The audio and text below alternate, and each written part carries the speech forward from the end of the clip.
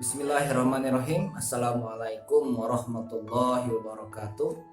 Hamdan wa syukranillah, salatan wa salaman ala rasulillah wa ala alihi wa ashabihi wa mawalah.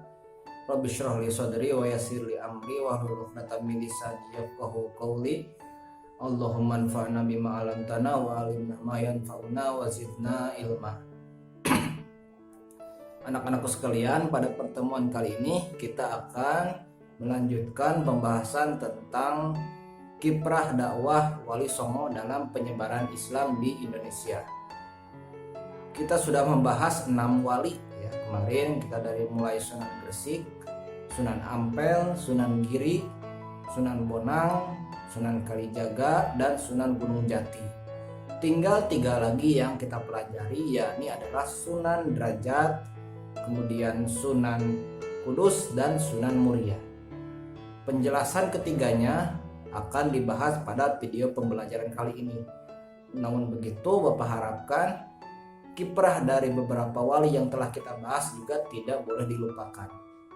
Penasaran bagaimana kiprah dari Sunan Derajat, kemudian Sunan Kudus, dan Sunan Muria? Mari kita simak pembelajaran kita kali ini. Baik, pada kesempatan kali ini kita akan mempelajari 3 wali songo terakhir ya, yang kiprah dakwahnya sangat dikenal di masyarakat, yaitu adalah Sunan Derajat, Sunan Kudus, dan Sunan Muria. Bagaimana kiprah dakwah ketiganya? Mari kita bahas sama-sama. Yang pertama adalah biografi dari Sunan Derajat. Sunan Derajat lahir dengan nama Raden Kosim. Beliau adalah putra bungsu Sunan Ampel dari pernikahan dengan Nyai Ageng Manila.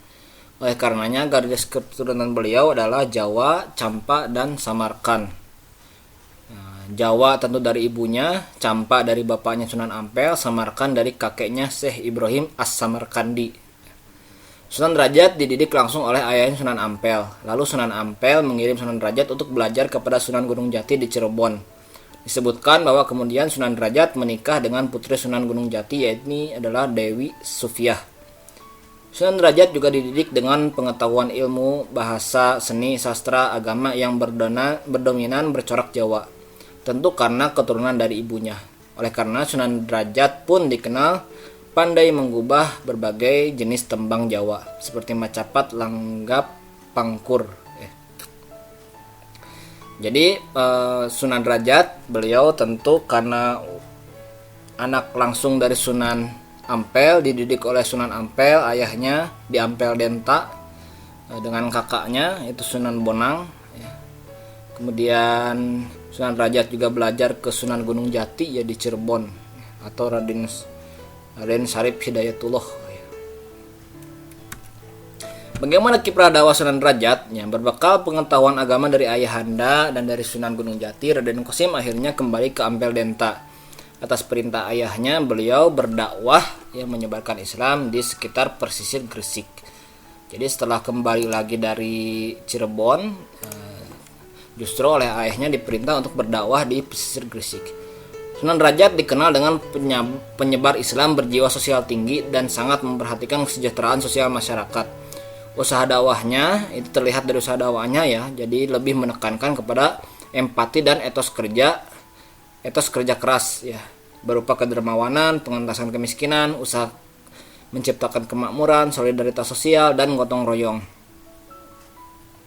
Setelah mendapat simpati ya baru diberikan pemahaman ajaran Islam. Jadi Sunan Derajat ini strategi dakwahnya itu dengan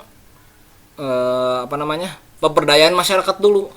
Jadi masyarakatnya diberdayakan. Ini masyarakat diajari cara berdagang, ya, etos kerja keras, bercocok tanam. Hampir sama dengan Sunan Gresik mungkin ya kalau kita sudah review kembali ke belakang. Jadi masyarakat itu dibangun dulu tingkat sosialnya, secara kulturalnya. Kemudian setelah masyarakat tertarik ya, karena dakwah tersebut, baru kita masukkan nilai-nilai Islam ke dalam masyarakat. Jadi sebenarnya kita bisa cari benang merahnya ya di antara para sunan ini. Strategi dakwahnya itu benar-benar cantik ya. Jadi secara kultural dulu, baru dapat hatinya ya. Kalau kita Bapak ulangi ya, dulu pernah Bapak bahas juga. Jadi kalau orang itu udah dapat hatinya, apapun pasti diberi. Seperti orang yang sudah menikah ya, itu pasti wajib menyerahkan seluruh hatinya. Sunan Derajat disebut mengajarkan masyarakat tata cara membangun rumah, ya, membuat alat-alat untuk digunakan memikul seperti tandu dan joli. Jadi hal-hal yang utilities seperti itu ya, jadi dibuat oleh Sunan Derajat dan diajarkan kepada masyarakat. Di antara ajaran Sunan Derajat itu ada pertama adalah membuat senang hati orang lain, hati ya bukan hari. Hati orang lain ya, kemudian selalu ingat kepada Tuhan. Kemudian raih cita-cita luhur dan hadapi rintangan. Kemudian berjuang melawan hawa nafsu, diam dan keheningan atau meditasi untuk mencapai kemuliaan. Kemuliaan lahir batin dengan sholat 5 waktu dan dakwah sesuai dengan keadaannya. Jadi Sunan Derajat ini meninggalkan sebuah ajaran ya di antara 7 ajaran ini. Ya. Tentu sampai sekarang bisa kita lihat, jadi nggak langsung mengajari tauhid ya bahwa Allah itu ini enggak ya, tapi diajarkan dulu secara hati ya bahwa akhlak ya, cita-cita luhur tentang membuat orang lain senang ya, anfa'hum linnas ya mungkin ya, berjuang melawan hawa nafsu. Jadi itu kan hal-hal yang emotif sekali ya, emosional sekali dibangun. Nah, setelah itu baru dimasukkan nilai-nilai akidah. Bagaimana kiprah dan strategi dakwah Sunan Derajat. Jadi seperti kita bahas ya sebelumnya, bahwa selain ajaran-ajaran yang sederhana dan berorientasi kepada kemakmuran masyarakat, Sunan Derajat pun pandai dalam membangun komunikasi lewat kesenian dan telah menjadi daya dorong bagi dekatnya usaha dakwah dengan masyarakat. Sunan Derajat mengubah beberapa tembang macapat, pangkur, dan berbagai falsafah yang ada dalam kehidupan masyarakat. Nah, jadi ternyata Sunan Derajat ini selain dia berorientasinya untuk kemakmuran masyarakat, sederhana sekali sebenarnya ajarannya, tapi bisa menjadi daya tarik bagi masyarakat untuk bisa mempelajari agama Islam. Kemudian juga lewat kesenian ternyata Sunan Derajat ya. Tentu Sunan Derajat beberapa diajari juga mungkinnya oleh Sunan Gunung Jati. Nah, di antaranya adalah kesenian karena keturunan juga dari ibunya ya. Ibunya adalah Nyi Ageng Manila. Oleh karenanya strategi Sunan Derajat bertumpu pada usaha-usaha kultural seperti pemberdayaan masyarakat dan kesenian. Juga tentunya melalui pendidikan akhlak kepada masyarakat. Jadi bisa jadi kita simpulkan, jadi Sunan Derajat itu dia bangun akhlak masyarakat dulu, etos kerjanya, kemudian bangun ekonominya, baru dimasuki nilai-nilai Islam. Juga dengan pendekatan kultural lainnya seperti kesenian. Itu adalah kiprah dari Sunan Derajat. Selanjutnya adalah biografi Sunan Kudus. Sunan Kudus lahir dengan nama Ja'far Shodiq. Ayah beliau adalah Sunan Undung, yakni putra dari Sultan Mesir. Jadi beliau ini putra dari Sunan Undung.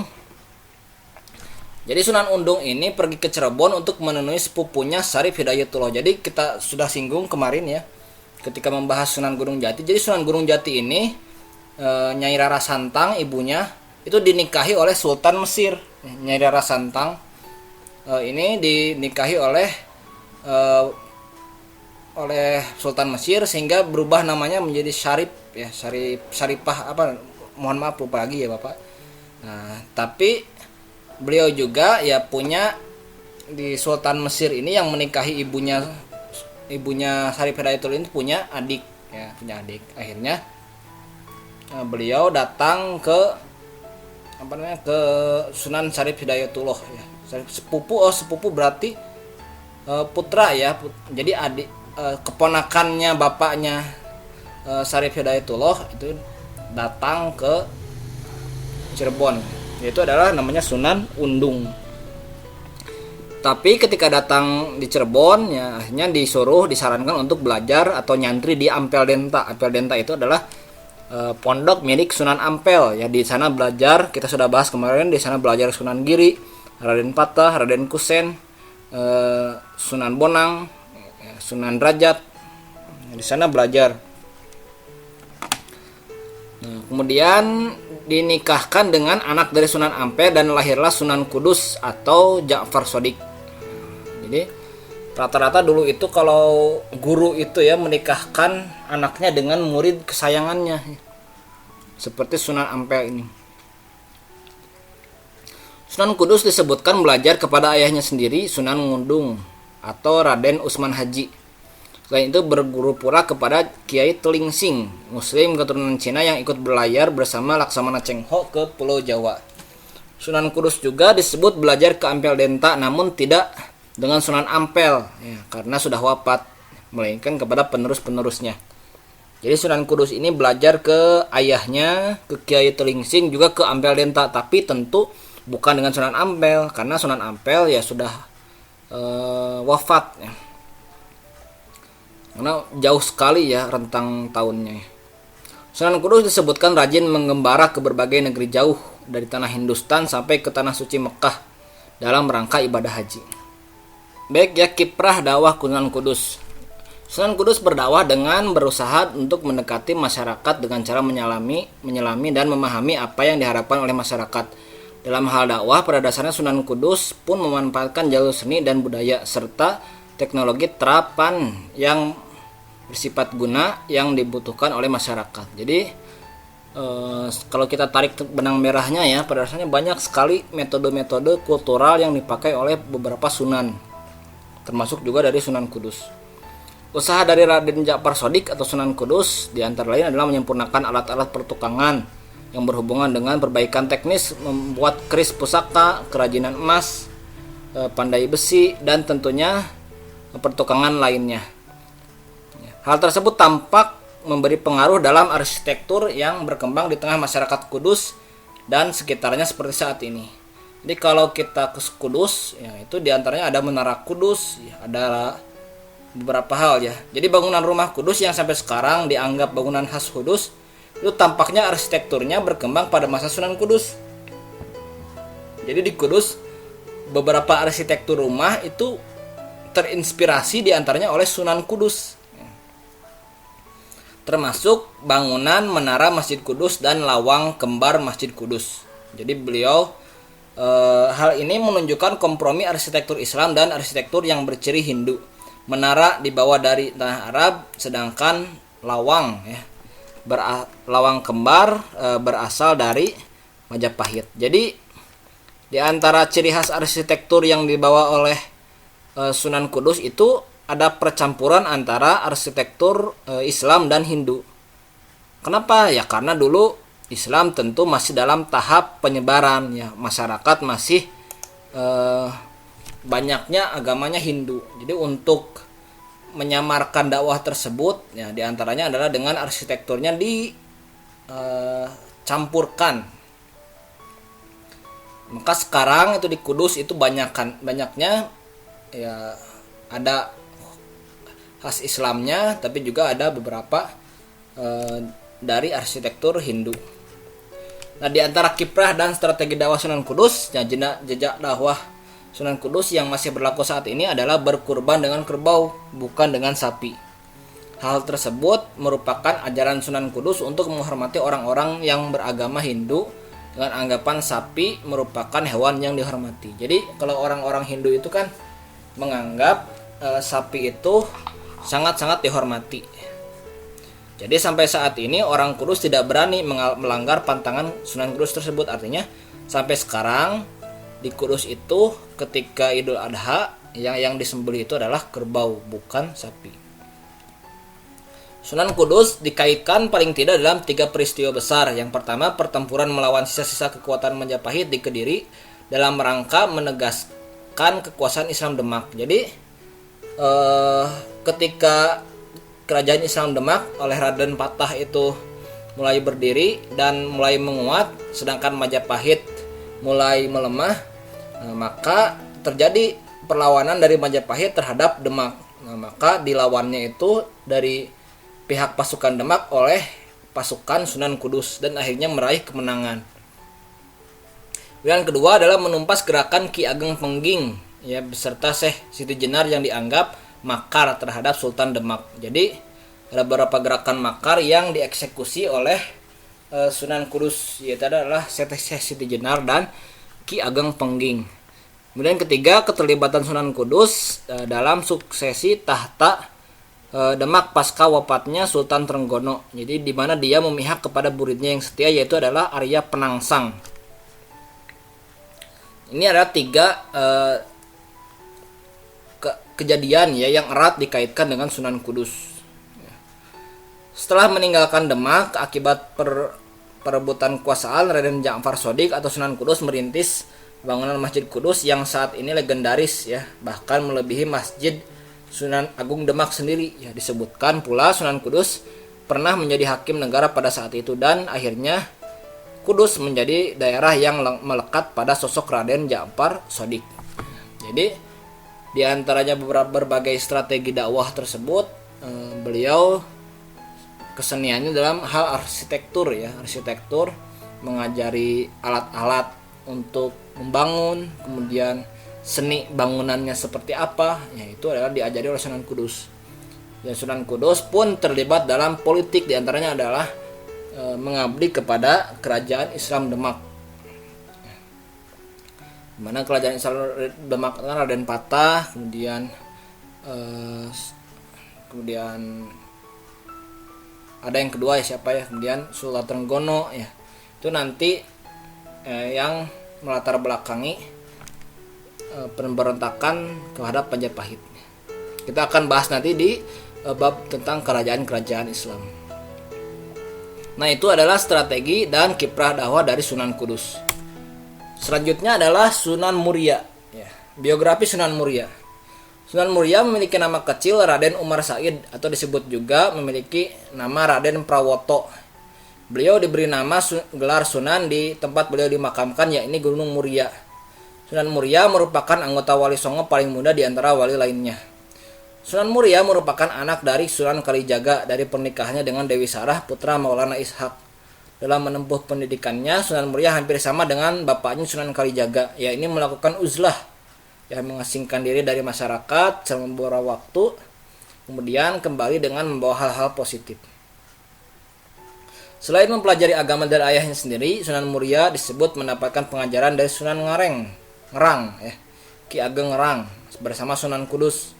Sampai kemudian beliau menikahi anak gurunya tersebut, yaitu Dewi Royono. Itu adalah biografi dari Sunan Muria. Jadi Sunan Muria inilah Sunan paling bungsu ya, paling muda di antara beberapa Sunan yang lain. Beliau adalah putra dari Sunan Kalijaga ya, atau Raden Said. Anaknya Raden Umar Said. Kiprah dakwah Sunan Muria ya. Pendekatan dakwah Sunan Muria mengikuti pendekatan ayahnya Sunan Kalijaga. Jadi tradisi keagamaan lama yang dianut masyarakat tidak dihilangkan, melainkan diberi warna Islam dan dikembangkan menjadi tradisi baru khas Islam. Seperti tradisi bancakan dengan tumpeng untuk para leluhur diganti dengan kenduri. Jadi beberapa tradisi dari masyarakat yang lekat dengan agama Hindu coba sedikit-sedikit di-islamisasi. Ya. Sunan Muria juga menjadi pencipta bagi tembang-tembang cilik atau sekar alit jenis sinom dan kinanti. Dalam seni pewayangan, Sunan Muria diketahui suka menggelar lakon, ya, carangan, pertunjukan wayang gubahan Sunan Kalijaga. Di antaranya adalah Dewa Ruci, Dewa Srani, Jamu Sekali Musada, dan sebagainya.